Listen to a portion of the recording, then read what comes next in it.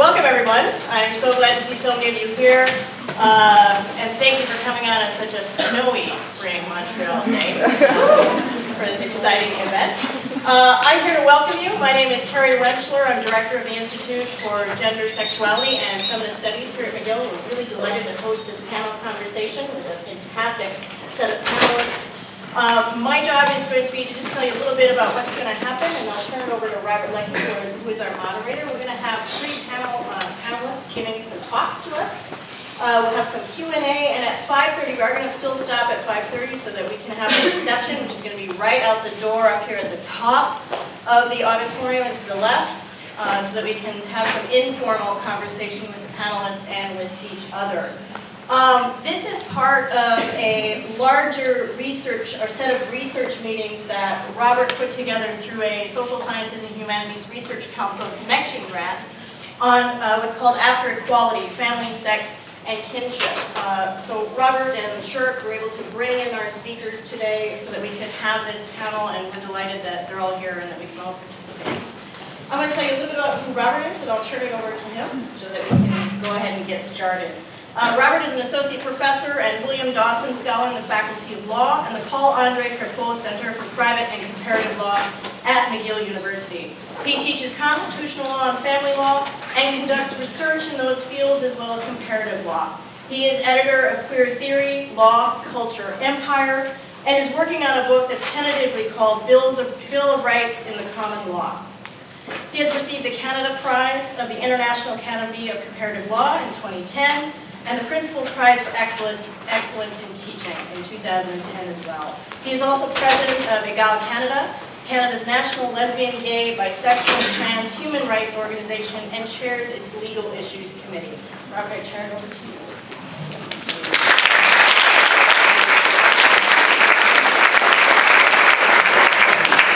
Thank you very much, Carrie. It's just great to see so many of you here this afternoon. I'll be honest, it's not often that I have to book a bigger room because the demand is so high for a research meeting on a Friday afternoon. But it's a sign of your interest in today's topic and in the panelists we have for you this afternoon. The Institute for Gender, Sexuality, and Feminist Studies is superb. This is just one of many great events that they've run this year. Please keep an eye on them in the future. They're really worth watching out for. Now the aim today is really to share research ideas and conversation.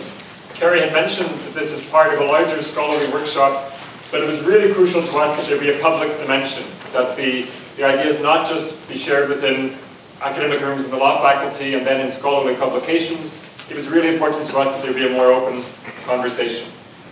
First this afternoon is Dr. Sharon Cowan. Sharon is senior lecturer in criminal law and medical jurisprudence at the School of Law, University of Edinburgh. She's got a gorgeous Scottish accent, and she's going to be trying to speak slowly for the home crowd this afternoon. Sharon has degrees in law and criminology from Strathclyde University, from the University of Cambridge, and from Brunel University in London. Her research interests include gender, sexuality in the law, feminist legal theory, criminal law, criminal justice, and medical law. She's co-editor of a collection in 2007 called Choice and Consent, Feminist Engagements with Law and Subjectivity, and current projects include a book project based on a feminist analysis of consent in the criminal law, and a national empirical project in the UK looking at the treatment of women whose claims for asylum are based on a claim of rape. Please join me in welcoming Dr. Sharon Cowan.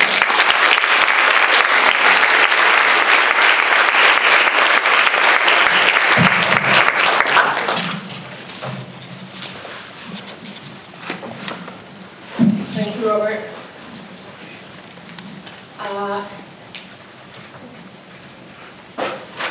Starting my timing device to make sure that I myself do not go over time.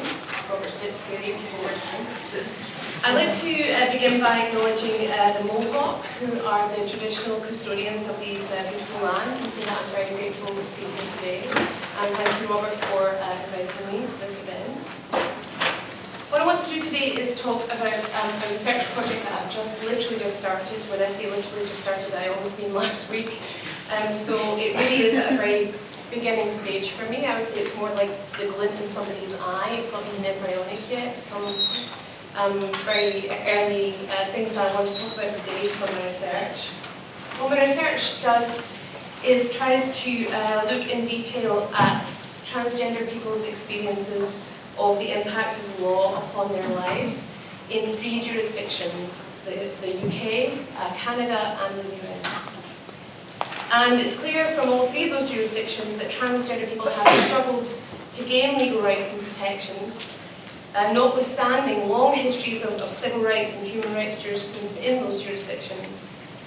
And although legal reform in each regime has been the subject of academic attention, there's no empirical legal research that undertakes the important task of asking transgender people to share their experiences of living under the law. And just a couple of words about what I'm trying to do in my research in terms of terminology. I'm trying not to assume how people identify or what that means to them, but try to leave the definitions of my key concepts, trans and law, as open as possible.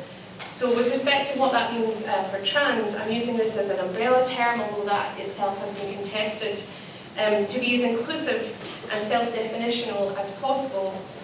But the participants are people mainly who would identify at some points in their lives, either now or previously, as trans, transgender, or transsexual. With respect to law, being as open as possible about what this means to my interviewees means I'm just as interested in people's experiences of the microaggressions of law and the regulatory social norms, as well as their interactions with formal state law, for example in the courtroom. To situate myself in relation to my research, I do not identify as trans, but I do think it's important for everyone trans and cisgendered to fully engage with the questions and debates raised by the ways in which transgender identity is legally and socially regulated. Everyone is affected by the heteronormativity that pervades legal and political debates about trans issues. Everyone is affected by the ways in which trans people's attempts to gain rights or cultural visibility are translated into law. Not only because as human beings we should all be interested in the fate of all other human beings, but also because the constraining heteronormative assumptions and ideologies about sex and gender that underpin the dominant medical, legal and social discourses on what it means to be trans also shape the sex and gender lives of cisgender people. I think it's important that in recognising the unique specificity of trans experience, we do not compartmentalise trans issues as single issue politics.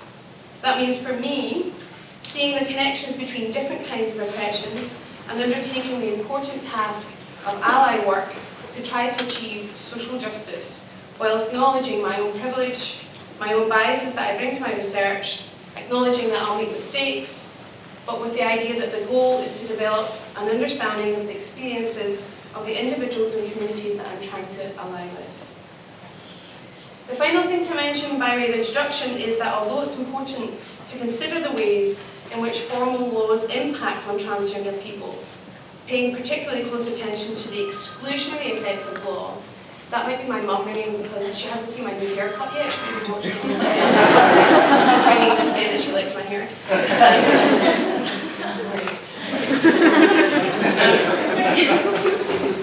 I want to look at law and the impact of law on people's lives, but by doing that, I don't want to centre law as the sole or even the most important way of solving social justice problems necessarily. That's a critique that Carol Smart made a long time ago. Focusing only on legal issues and rights obscures often the way that other social institutions and material conditions impact and mould our lives. So what I'm aiming to do is understand trans people's everyday experiences, interactions around law, not only on the basis of gender, but also other markers and axes of identity, empowerment and oppression, as well as their perceptions of equality, social justice and regulation. So those are all the kind of introductory remarks I wanted to make about where I'm coming from in my research. And since I'm at the beginning of this project, I'm also thinking a bit about the theoretical framework for my work. I've been exploring a little bit the possibility of coming at it through the lens of legal consciousness, which is a socio-legal method, which I have to say I've been inspired by Rosie Harding. I can't see where Rosie is in the audience, thanks Rosie, who's just done some great work on legal consciousness of gay and lesbian lives. And that is really an important body of social legal scholarship that, as Susan Silvey explains, and I'm quoting, traces the ways in which law is experienced and interpreted by specific individuals as they engage, avoid, or resist the law and legal meanings. I'm also thinking a bit about social movement theory, which I haven't really done much exploration of yet, so if anybody has any comments about that they want to share with me, or any feedback around that they think might fit my research, that would be really helpful. In short though, I'm aiming for an empirical, ethnographic study of the impact of law on transgender people's lives. My research objectives, which I had to write out for funding applications, so it always helps to focus in mind when you're applying for funding, are these four main aspects. So to hear the voices and experiences of transgender people, particularly around how gender intersects with other axes of oppression, and to enable comparison of people's experiences in 3 different jurisdictions, particularly given that the laws are different in each of these 3 jurisdictions. What is the impact of the differences in the law on people's lives? And hopefully to enable insights from my research to do some work with respect to law and policy making, but also to try to make some form of original contribution to knowledge, both in respect to sociological work with transgender people and also the literature on legal consciousness. I could talk for a while about my methods. We can talk about it a bit more in the Q&A later if you like, but basically I'm conducting semi-structured interviews with people in the UK, Canada and the US who currently identify, or at some point have identified as trans, transgender or transsexual. I'm also hoping to interview advocates and people from activist and support and campaign organisations, particularly if I get drawn more into the social movement literature, and do some participant observation there. I'm aiming, because it's quite a small study and I only have a small pot of money, for around 10 people in each jurisdiction, although I'm happy to speak to more people if my snowballing approach actually generates a bigger sample. So far I've been able to interview 7 people, 6 trans people and 1 advocate, because I literally, as I say, only started about 2 weeks ago. But I have been doing this through snowballing, and as ever, the efforts that I've put in over the last month or so are starting to pick up momentum, just as I'm leaving Canada on Tuesday, so that's great. What I'd like to say at this point is it's very difficult to do this kind of research when you're not part of the community that you want to do the work with. And in comparison to the asylum work that Robert mentioned earlier, it differs in a number of respects, which is my main experience, not my only experience, but my main experience of doing empirical work. Trust is always an issue in doing any kind of qualitative research with people. And in the asylum work, we didn't actually interview the women who were claiming for asylum for fear of further traumatising them, because we were asking about sexual violence. But here I'm carrying out research with people who also might be vulnerable, discriminated against, marginalised in a variety of ways, but I'm talking directly to them.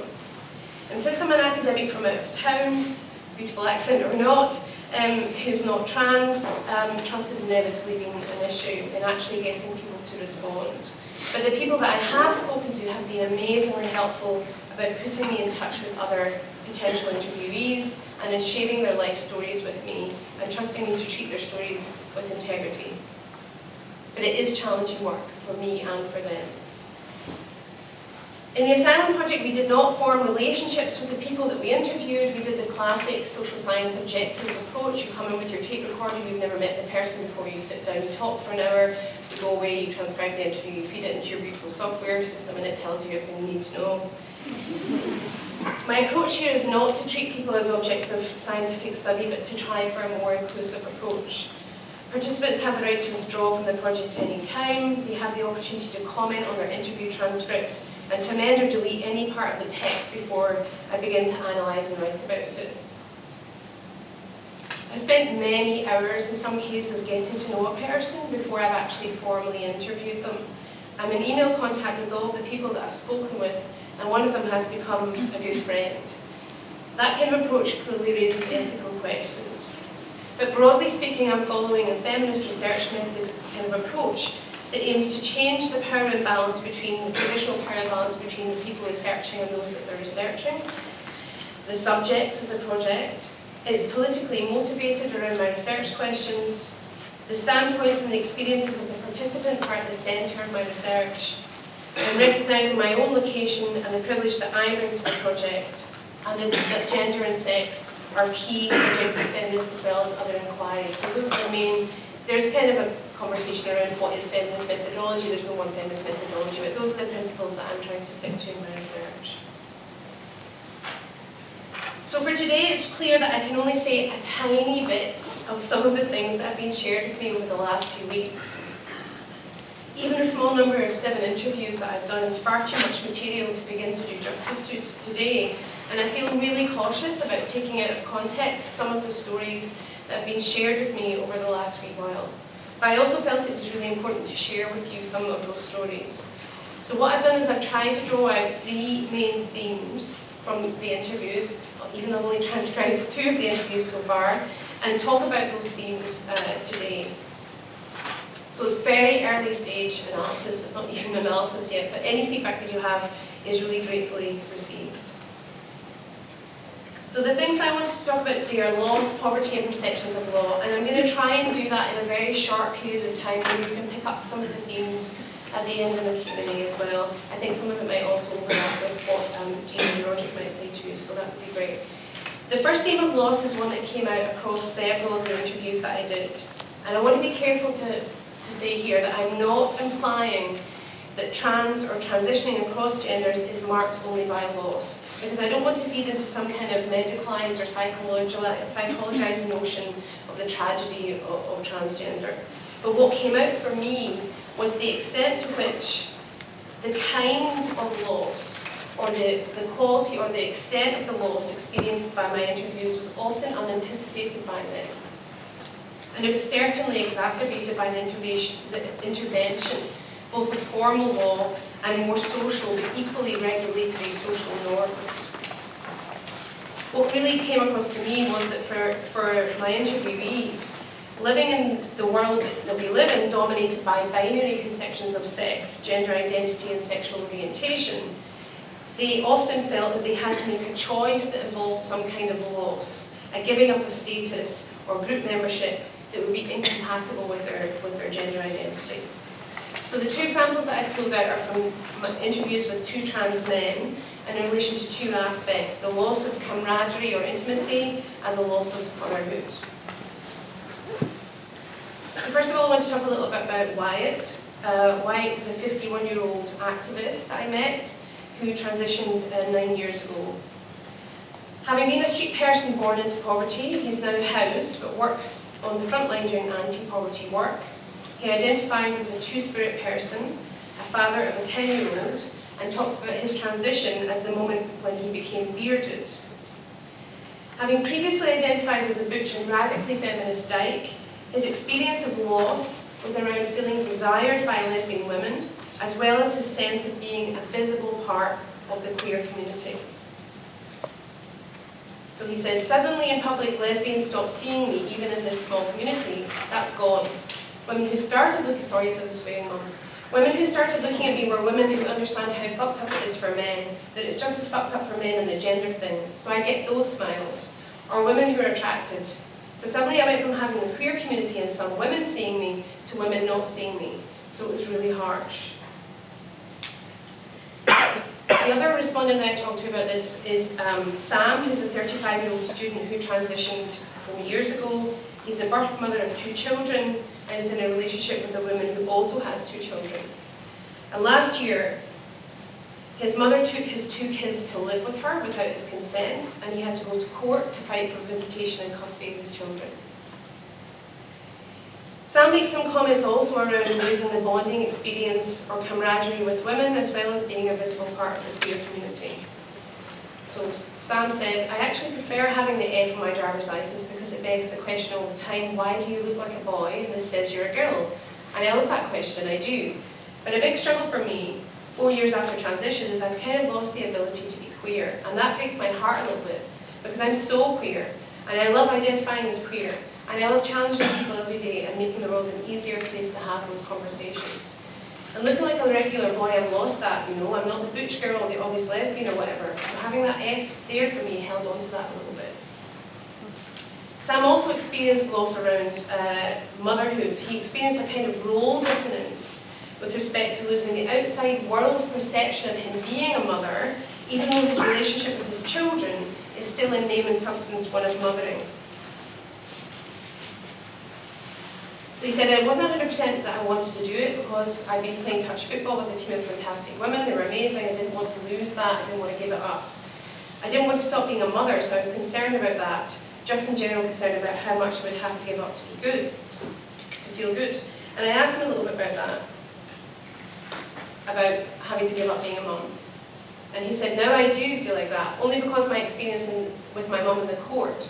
I don't think I've had to give up a mum in just being a mother, but people don't see me as a mother. It's hard being a mum and looking like a boy. People have very specific ideas of what they think a mother is, and it's certainly not someone with a beard.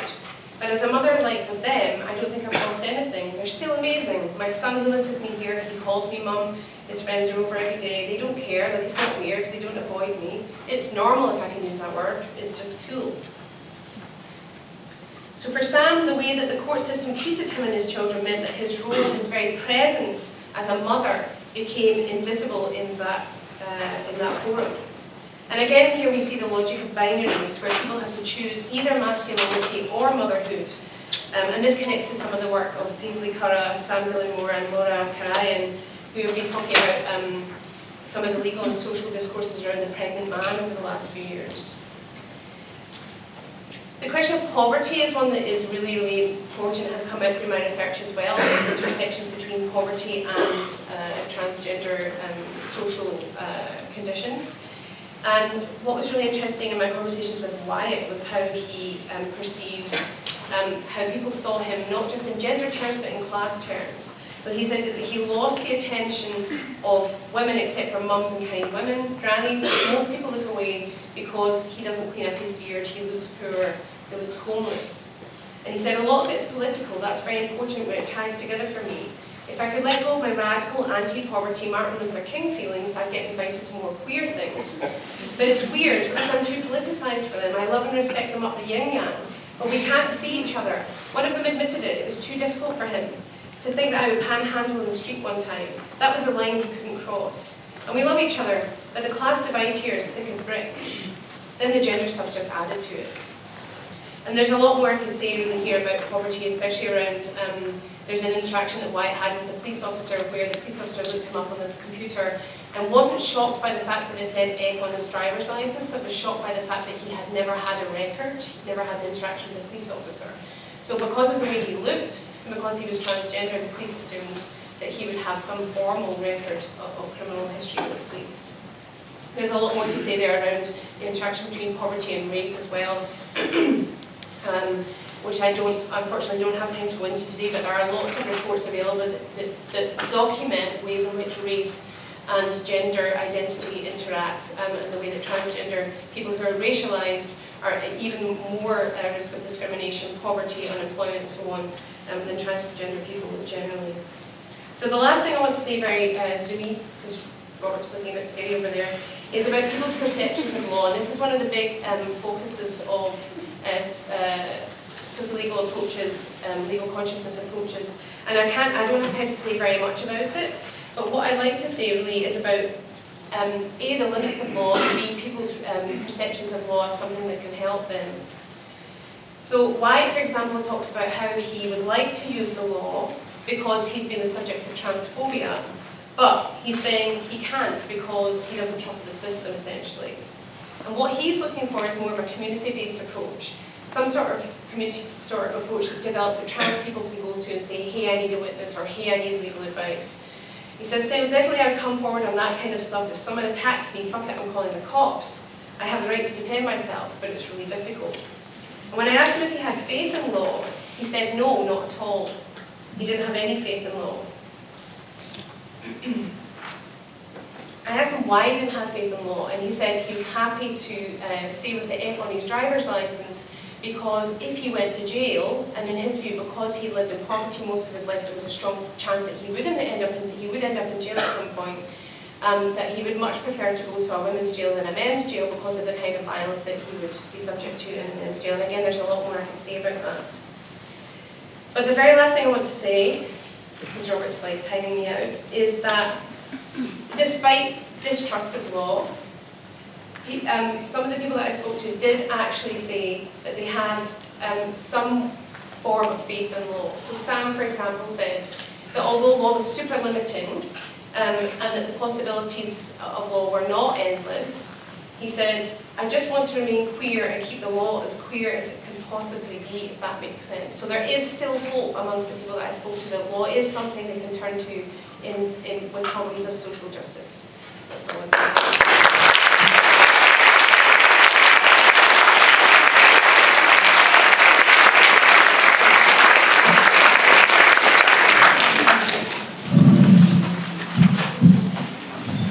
I don't believe I look scary.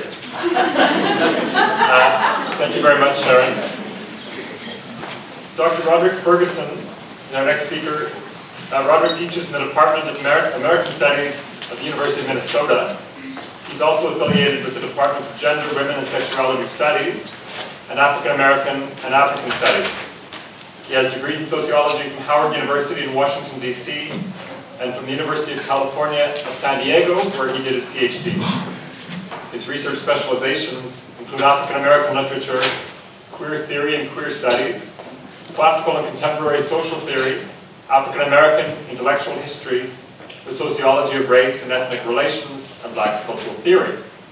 He's the recipient, you got the message, Mom. He's the recipient of the Modern Language Association's Crumpton Knoll Award for Best Essay in Lesbian, Gay, and Queer Studies in the Modern Languages. And he's the author of The Reorder of Things, The University and Its Pedagogies of Minority Difference, 2012, Aberrations in Black, Toward a Queer Color Critique, 2004, and he's the co-editor of Strange Affinities, The Gender and Sexual Politics of Comparative Racialization, 2011. Welcome back to McGill. Thank you.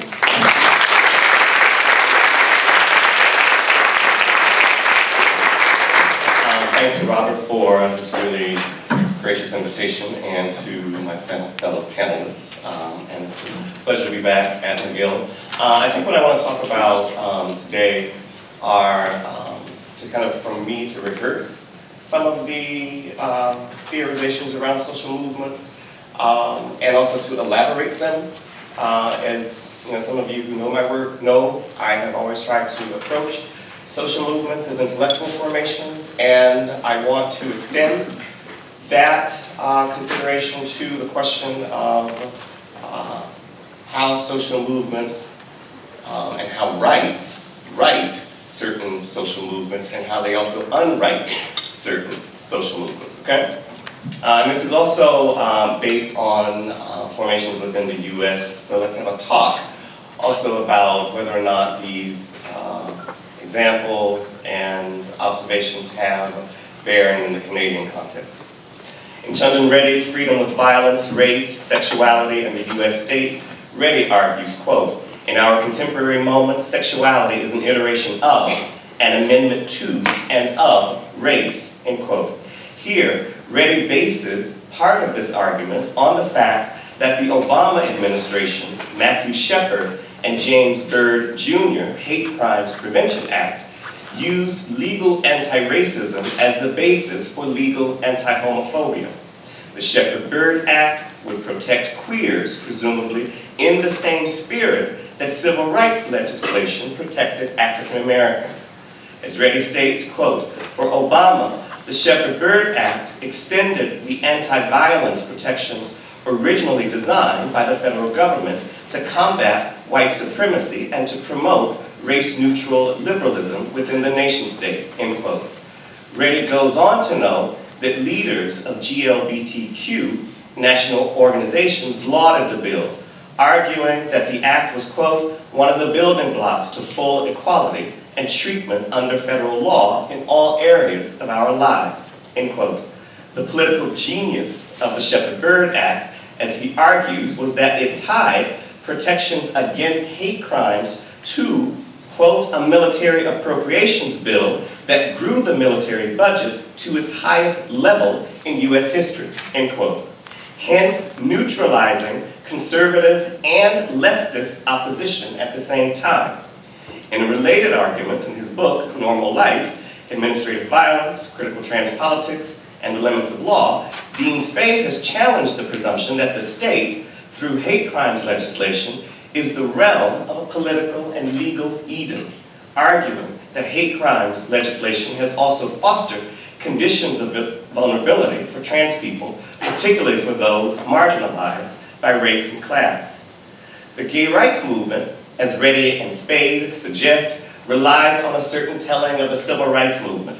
For example, as hate crimes legislation, like the Shepherd-Byrd Act demonstrates, gay rights re-narrates struggles over sexuality by re-narrating struggles over race.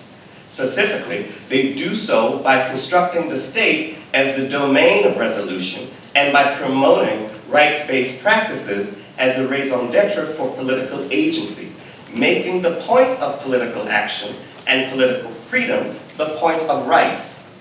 As such, gay rights defines sexual freedom and anti-racist liberation as quest for equality under the state's terms. In addition, by seeing rights as the end of politics, gay rights also erases the histories of how anti-racist and queer movements mobilized sexuality, gender, and race to challenge and move beyond the logics and practices of the state. In this sense, I'd like to use these few moments to consider how gay rights are social formations with historiographic imperatives, ones that work to organize our historical understandings of minority difference as well as political redress and agency. In this historical moment, therefore, we have to think about how gay rights as a movement and as an emergent mode of law naturalizes a conception of history in which the state is taken as the legitimate mediator of minority freedom, and in which rights are seen as the primary resource for sexual, gender, and racial liberation. Reading the gay rights movement and the Shepherd-Byrd Act as historiographic operations, we might say that they imagine a set of places, i.e., the state and the civil rights era. They formulate an ensemble of rules that operate for specific ends, in particular, rights and appeals to the state as the primary ways to achieve minority freedom. Finally, as ways of writing and casting history, gay rights maneuvers, such as the Shepherd-Byrd Act, produce certain disavowals and silences. Disavowals and silences around revolutionary articulations of sexuality and race. Articulations that challenge the notion that the state is the only or the presumptive domain of political agency.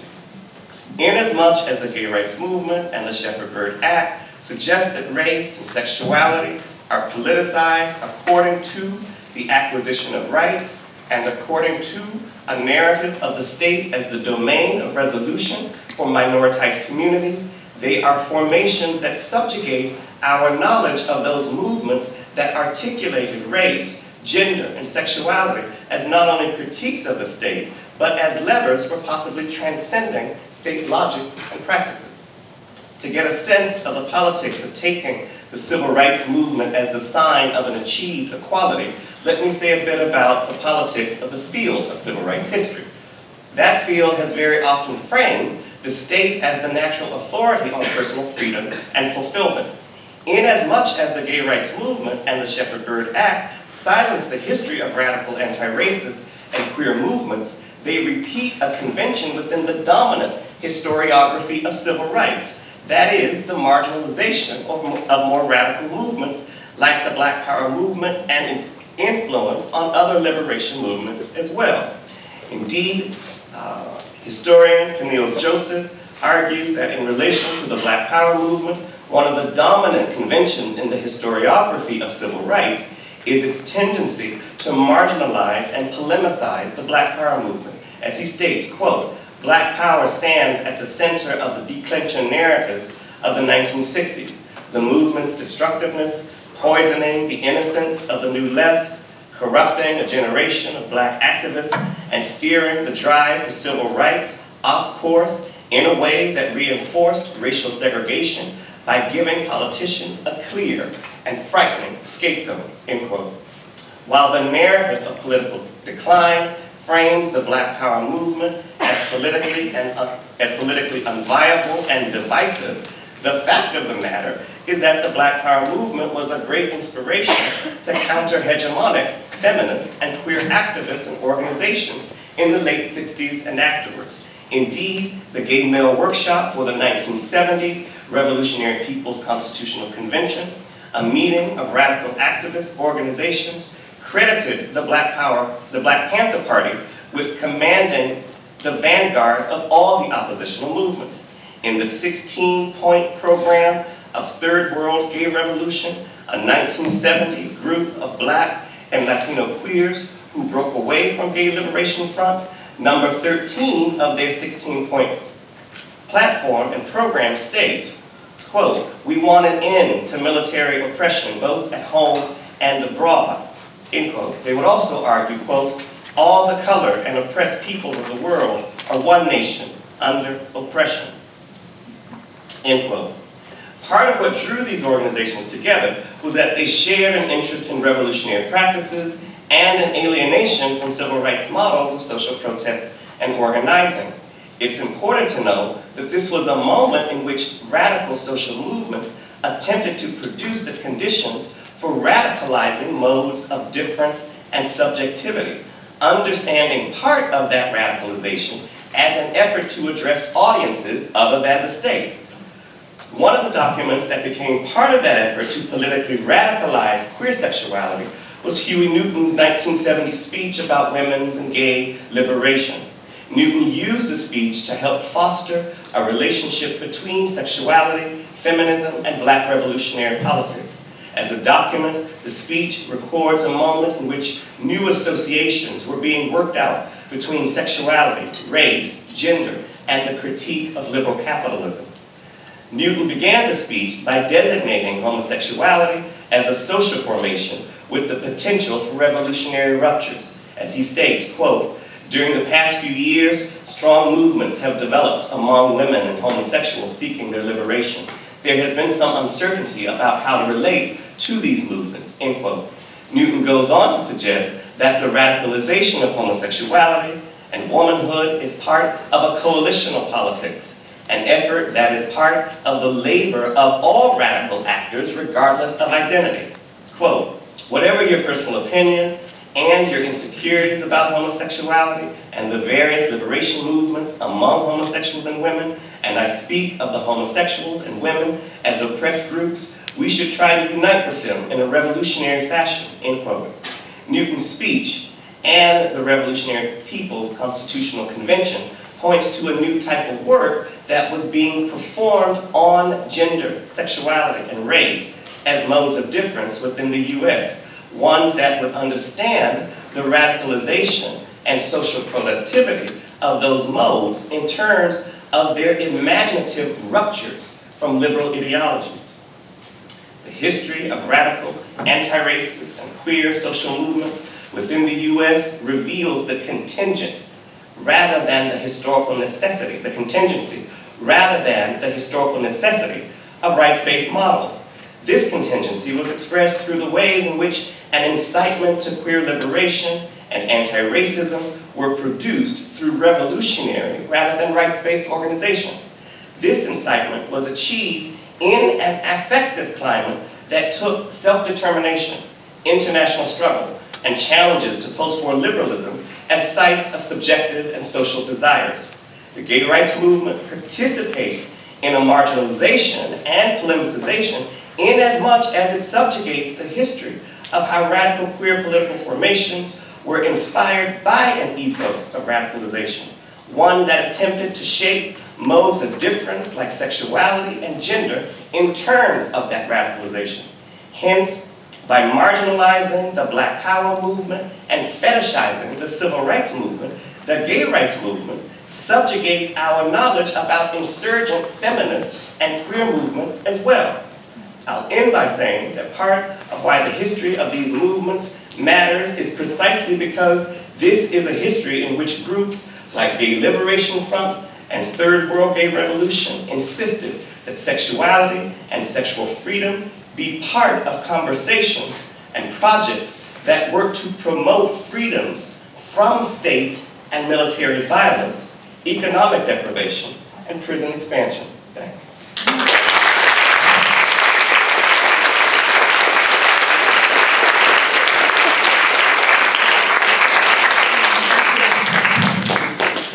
much, Roderick. So it's both sort of exciting and a little nervous-making to be introducing Dean Spade, because I've seen Dean speak for an hour and a half without notes at a book launch in Montreal a year ago, and he was captivating. But to make sure there's time for discussion, he's not going to have an hour and a half this afternoon. Dean's an associate professor at Seattle University School of Law. He teaches administrative law, poverty law, and law and social movements.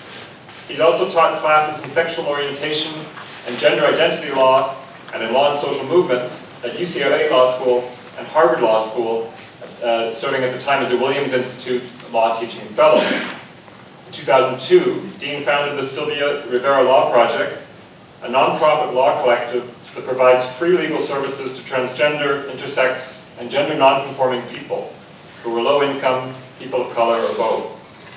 His book, which a number of you I know are familiar with, Normal Life, Administrative Violence, Critical Trans Politics, and the Limits of Law, was published in 2011. Dean Spade.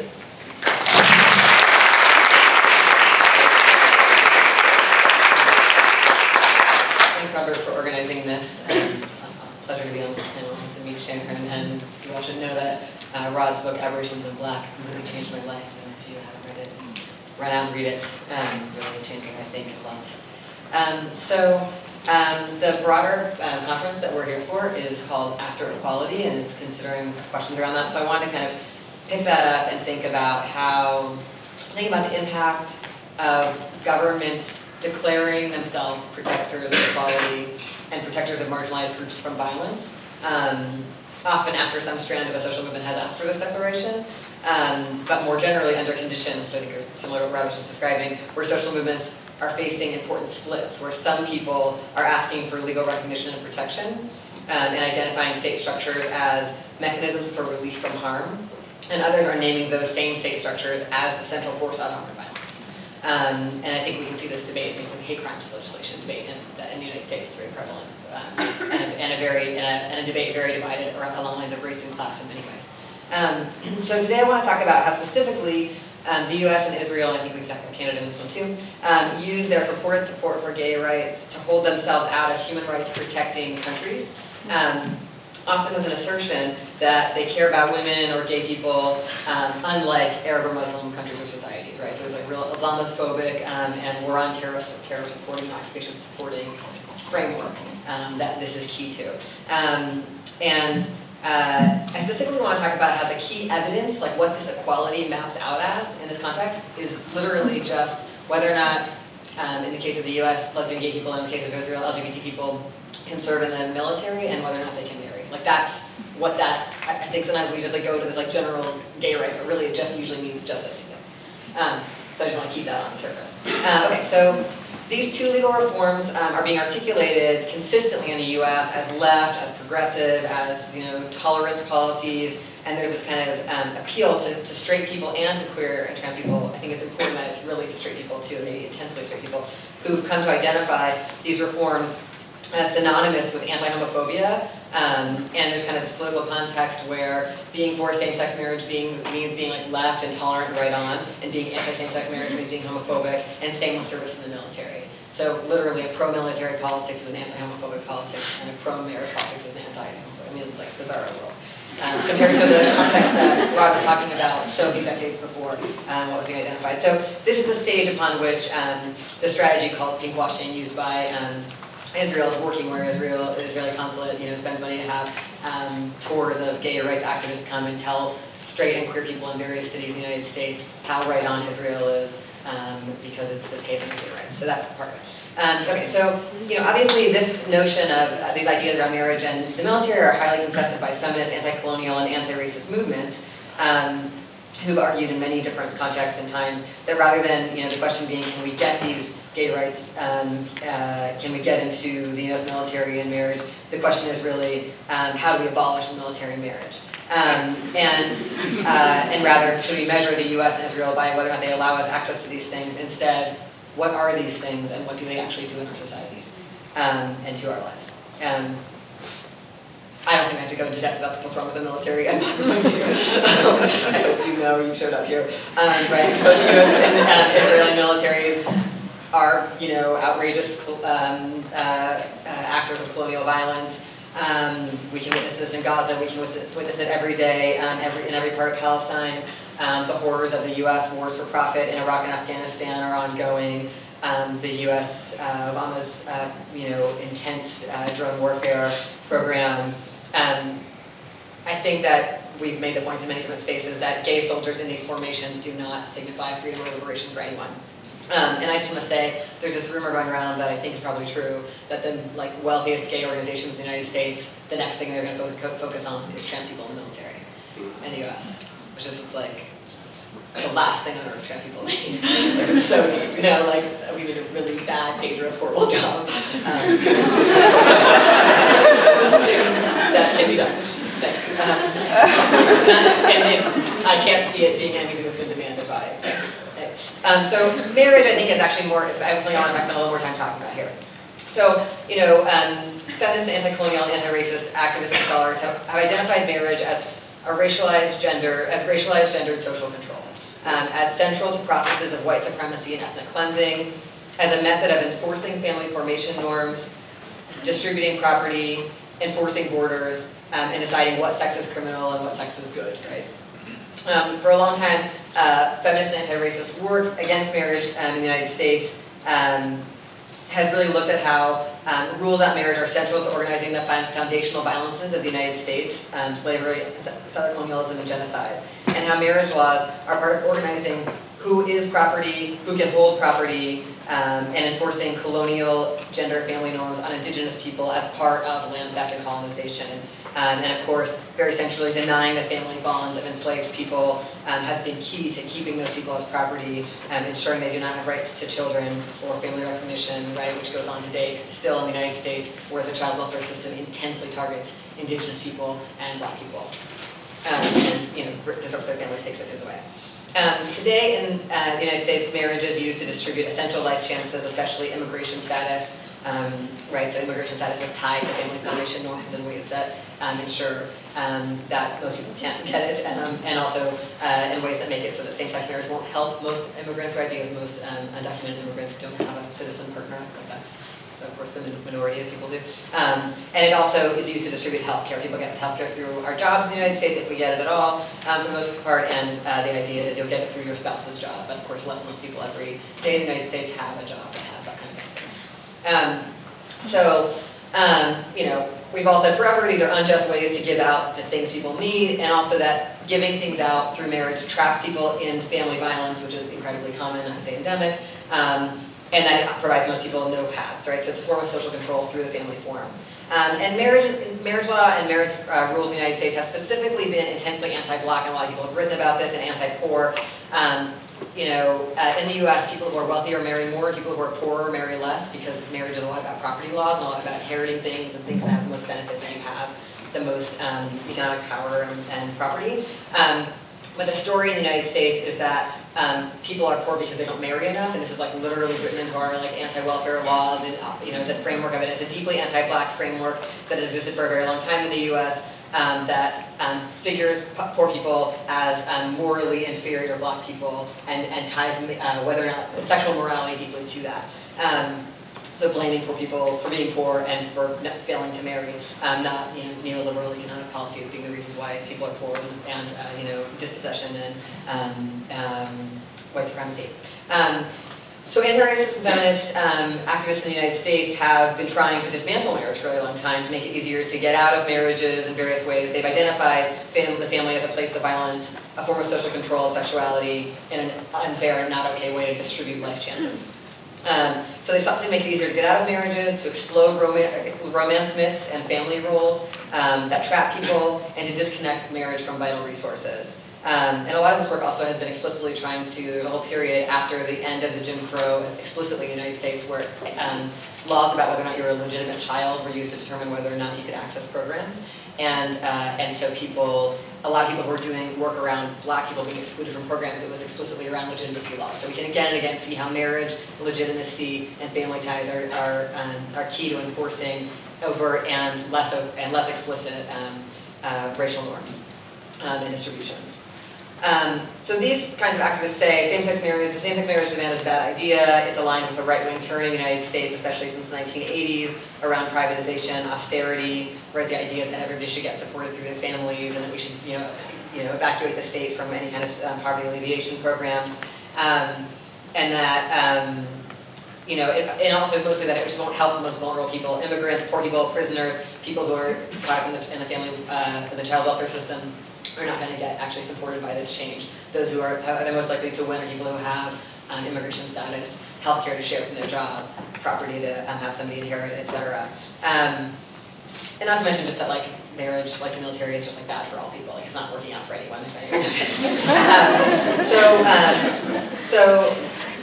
And also the big concern about the way that same-sex marriage has actually revived, the same-sex marriage advocacy has revived the romance myth. It sort of has said marriage is about love and caring for people and having enduring bonds recognized, as opposed to what feminists, anti-racist, anti-colonial activists have said forever, which is that marriage is about violence, social control, state preference for some family formations over others, right? The whole term marriage equality as a way of talking about the advocacy is hilariously horrible and sad, because marriage is about inequality. It's about these families are awesome and these ones go die. And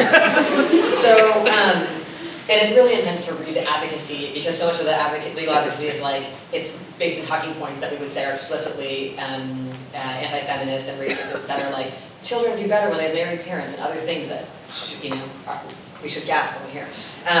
So in Israel, but I also want to say that in the United States, there's a indigenous critique of settler colonialism that includes a critique of civil rights quests, noticing that seeking inclusion and recognition from the U.S. government as the colonial legal structure cannot be liberating for those who seek sovereignty. And that's a really important piece of this, right? So in Israel, we can see parallels. Marriage is also there, a method of distributing life chances and part of an ethnic cleansing project.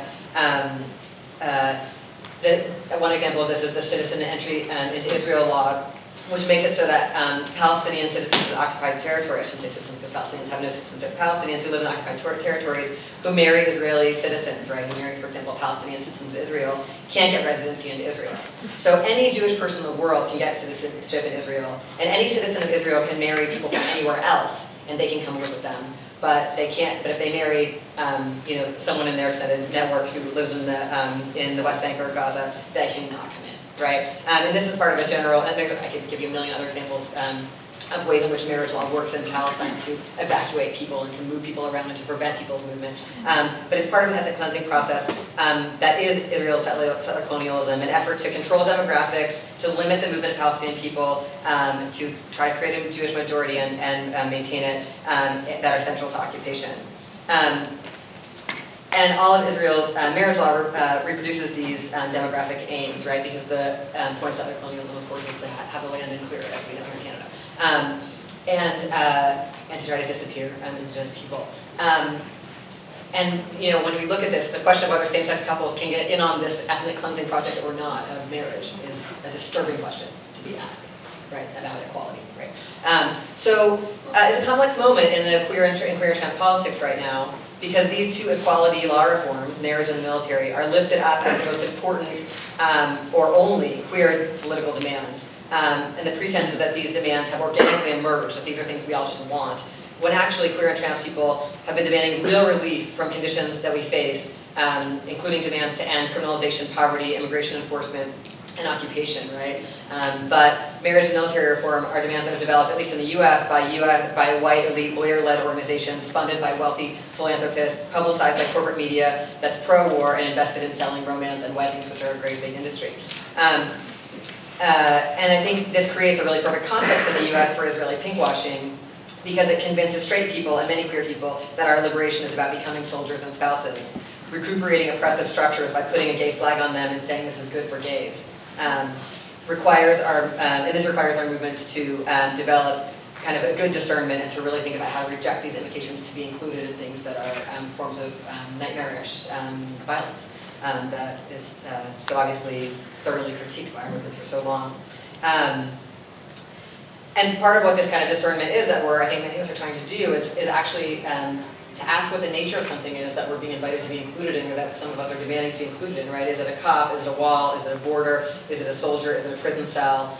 does it matter if they put a sticker on it that says it's good for gays or good for women, or if they wrap it in a rainbow flag? Is that actually something we want, or is that actually something our movements have been about dismantling and taking apart and making it possible to ever exist again? And I just wanted to say, you really see this strongly recently post-election in the United States with Obama. He's really been lifting up the gay marriage stuff in his Democratic National Convention speech and his inauguration speech. He even mentioned Stonewall. Talk about like changing the history, right? You see this also in his proposal for comprehensive immigration reform, where he is celebrated because he's trying to make it so that like gays have a piece of it, so that gay couples could get in on it. But what that proposal actually is increasing immigration enforcement in the United States. And that is what it is. And it's wild that we are supposed to celebrate that and get behind it. And that is supposed to be the answer to the U.S. immigration problems, when if you just look at the detailed points of it, it's actually about enhancing immigration enforcement and deportation and money towards border control in every way. And in Merrill, when you look at him selling himself as left because of his marriage and military frames around gay politics, and then you look at his actual politics of worsening austerity, drone attacks, ongoing wars, support for Israel, sanctions against Iran, and record deportations, and also being the president of the most imprisoning country that's ever existed on earth, it's disturbing to see how effective this is. People just celebrating stuff. The same thing in Israel, where you see the continuing and worsening violence against Palestinians, worsening apartheid, and then the kind of idea that Israel is a human rights haven. So I'll just finish by saying that equality is a concept operating inside racist and settler colonial regimes like Canada, the US, and Israel to justify and expand their genocidal and racial projects, right? Like what if we just don't even pretend it's partly something that's useful, and anti-colonial, anti-racist movements have very different horizons for what we understand as liberation or change or transformation, which includes imagining things like prison abolition, an end to borders, an end to poverty, and decolonization, which is a big thing to try to imagine in settler colonial spaces. Decolonization is like, it really requires us to very actively be imagining these things together. And these are not literal claims inside the legal discourses of settler colonial nations, right, which is why they're so important. And they're also claims that I think are, we're told are politically unviable and divisive, the two accusations that you mentioned. And so I want to finish there, and I just want to say that as we're told that these things are impossible, politically unviable, and divisive, to actually imagine anything that actually relieve harm rather than just keep things in the same place or worsen them.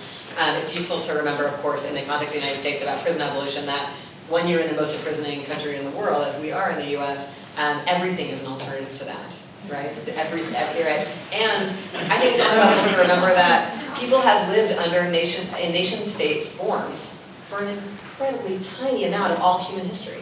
So when people tell us that it is unthinkable to imagine decolonization, I think that is a real failure of imagination that we can easily work together to kind of move through.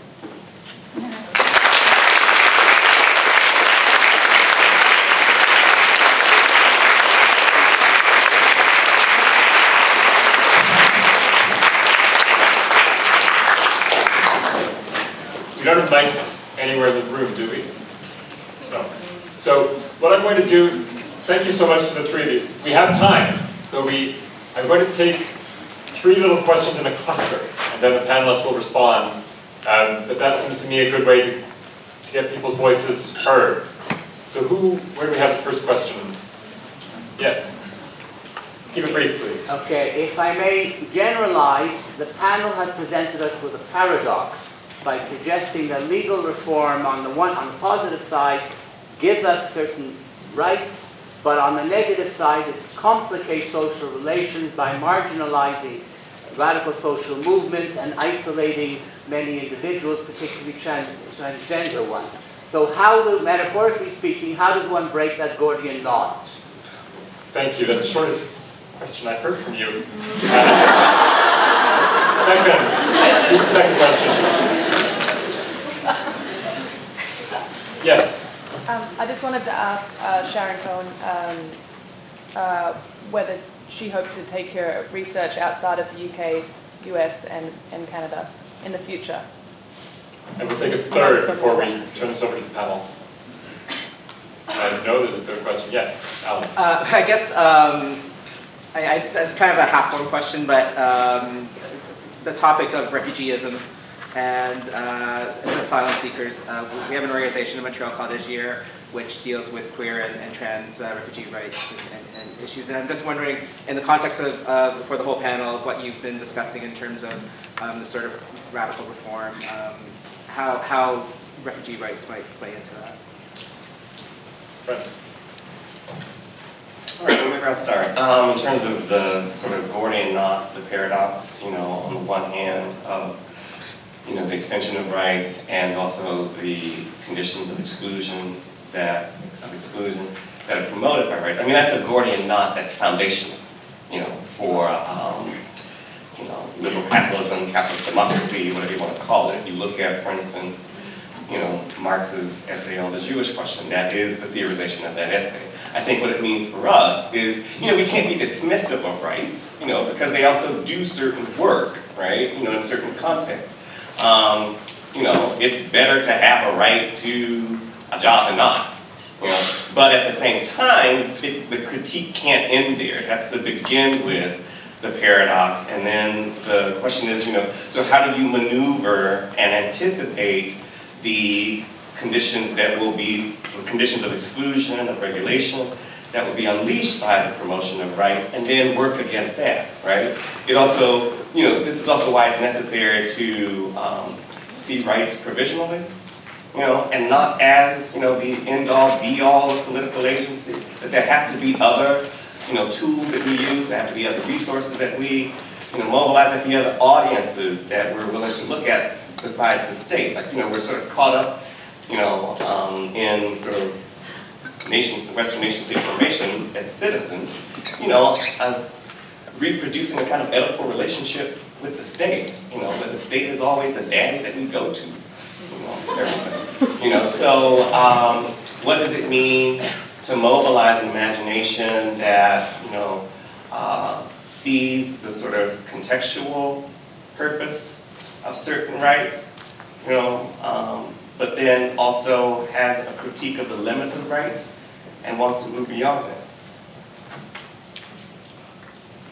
I just would echo some of that, just to say that obviously, thank you, that's not, I guess it's not new to say that rights are both useful and reproductive, and also, was it Foucault said not everything's valuable and dangerous, right? So just, you have to be careful when you invest in legal categories and legal rights about what the consequences of that might be, and often we can't anticipate what the consequences might be. So, and I'm not sure that it is actually possible to break that Gordian knot, as you put it. I think that may be an inherent quality of being human and living in the world and trying to invest energy into a legal system. But I also echo that sentiment that we should also be decentering or looking for other non-legal solutions, other non-state solutions.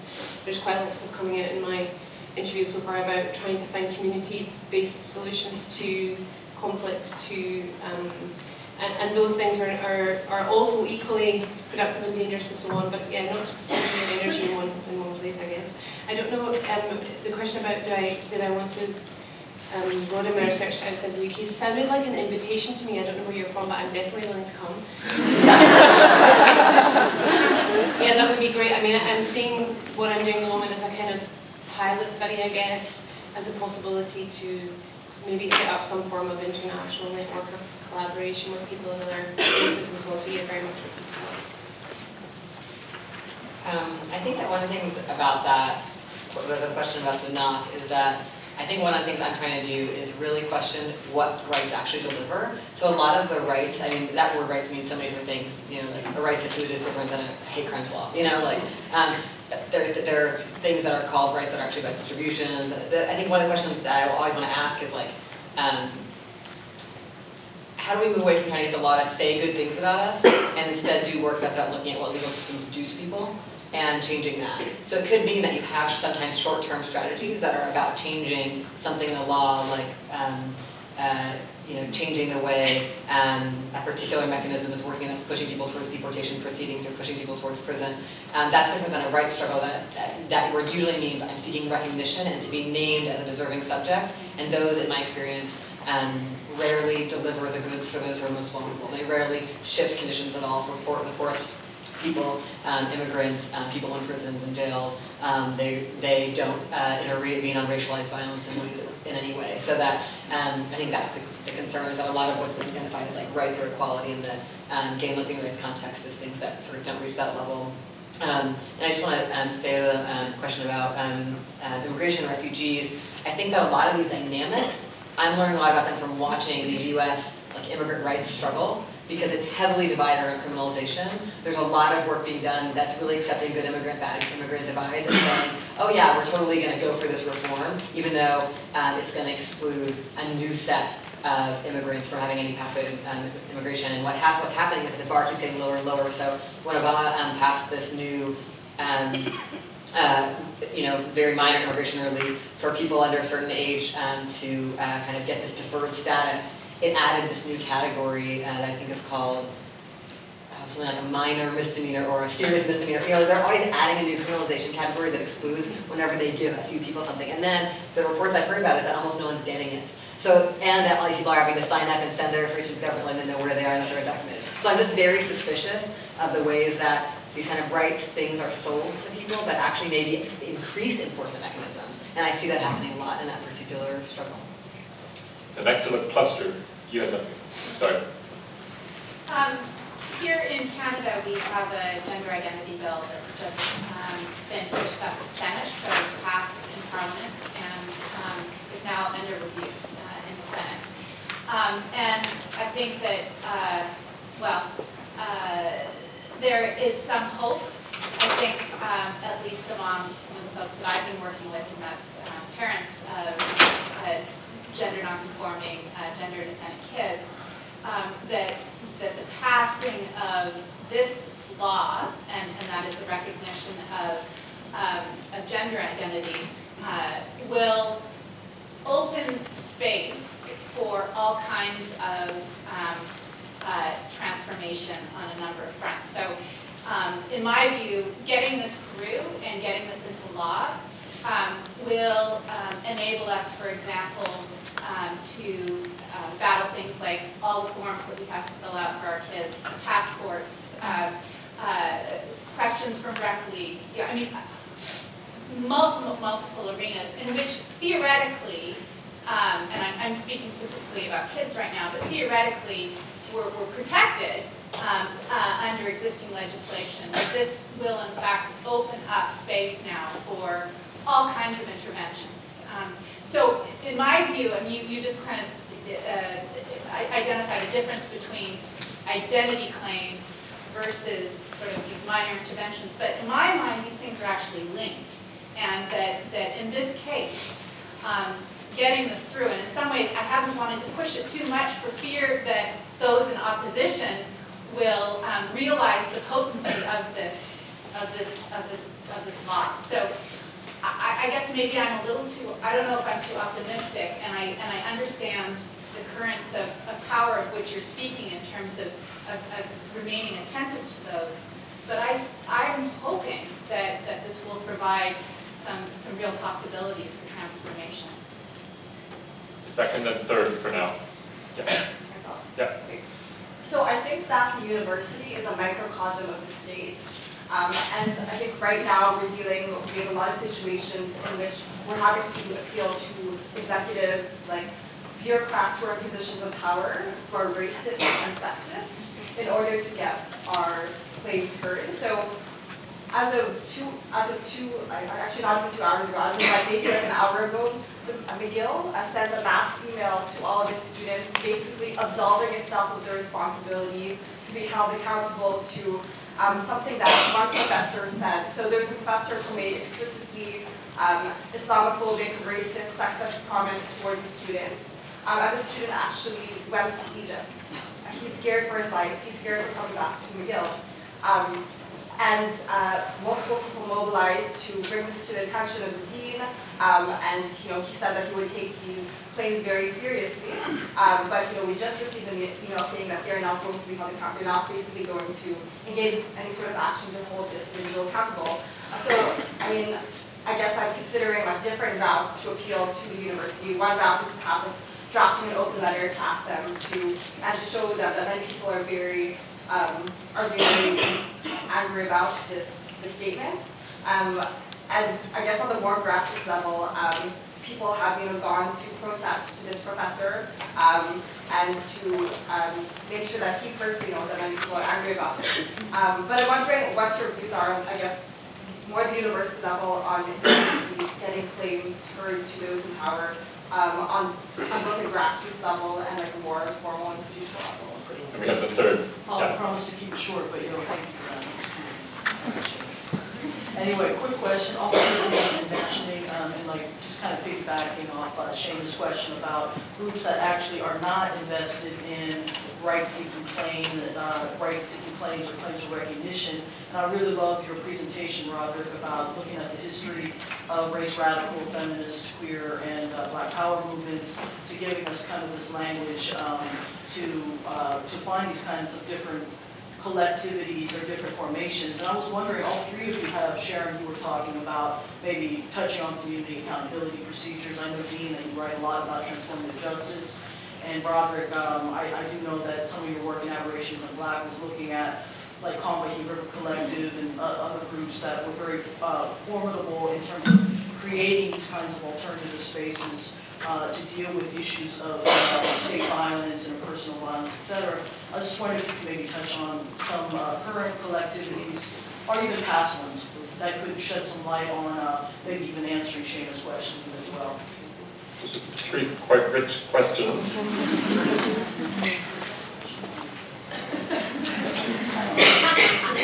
Well, I mean, I'll take the last question first. The first, organization that's going to come to my mind probably being is the Audre Lorde Project in Brooklyn. And, it's a queer color community project, as you probably know. And the, cool thing that ALP, does is that, it actually tries to sort of imagine other audiences, right? Besides the state, besides funders, in its programming. So they'll have, a wide variety of programs like, keeping police out of schools. This was in response to the idea that, the safest schools are the schools with police presence, in them. There's also an oral history project, right? One in which, what do you do with, like, queer colored folks who are reaching their 70s and their 80s, and the knowledges and the histories that they carry with them, but also are threatened by loss from mortality, right? And so there's a whole project to try and record those histories. There's also a project that to combat, the violence against, queers and trans folk, for instance, around like weekend nights, after people are going out. So, one of the things that folks at AFP did was to go to business owners who, would be sympathetic or already had, trans clientele, and say, can you keep your business hours open? Can this be a spot where people can come to hang out, after, the bar is closed, or after, the disco lights go off, or whatever. So that's one. The other organization is a really wonderful organization that Jackie Alexander, has started, the Tobago Center for Spirituality. And, that is, the whole project of that center is around, again, trying to access indigenous knowledges, right? Especially around, things like alternative medicine. So who knows, what type of plant is good for this kind of sickness?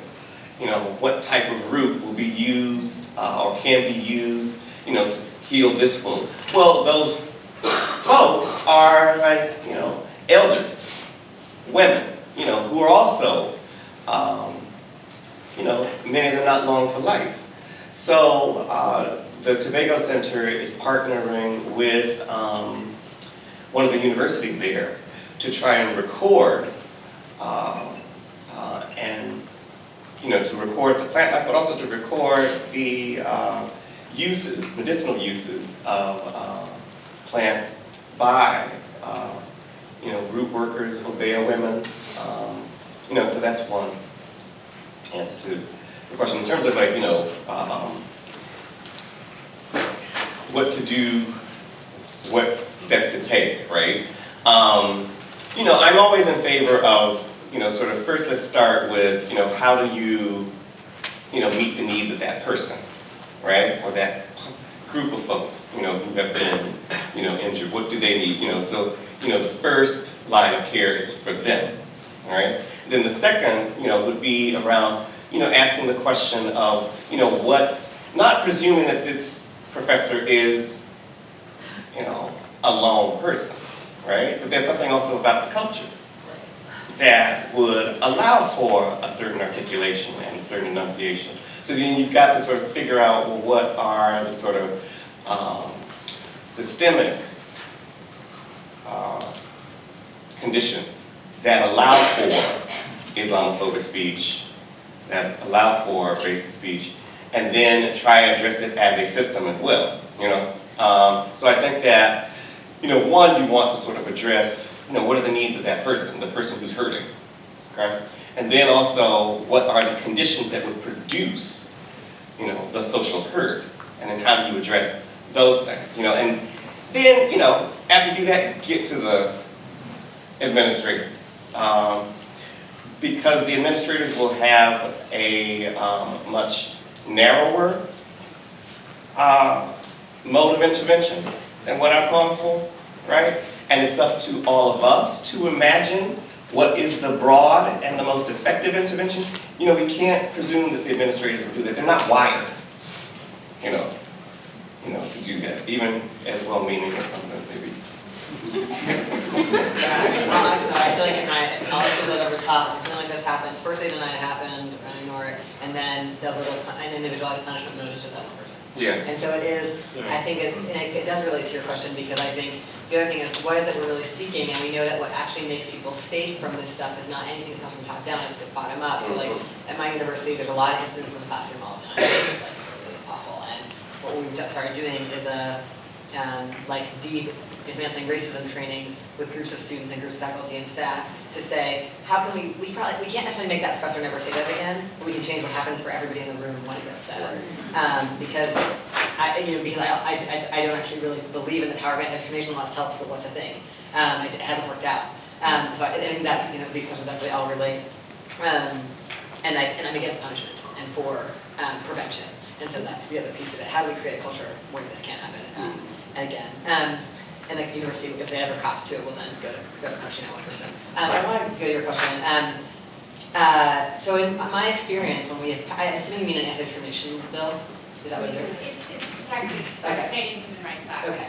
So I think in my context, that's what we call anti-discrimination bill sometimes. Yeah.